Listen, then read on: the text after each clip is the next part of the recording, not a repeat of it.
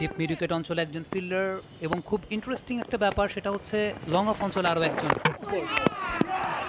প্রথম বলেই বোল্ড, আসলাম ফেরত যাচ্ছেন প্যাভিলিয়নে। রাকিবুলের টার্নের সঙ্গে অ্যাডজাস্ট করতে পারেন নাই, ইনসাইড এজে উইকেটের পতন। Man with the magical arm Rakibul. Excellent start.